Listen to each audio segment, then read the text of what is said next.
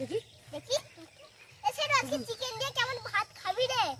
ও মনে যে আনন্দ হচ্ছে ও নিজেই বুঝতে পারছে বল দাদা। ওরা বুঝতে পারছি না। দেখ ওর লোম কত বড় হয়েছে দেখ। চল ওদিকে চল, মানে সামনে যা,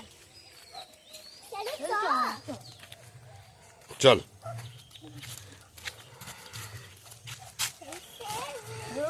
ধর ধর, চল চল নিয়ে চল।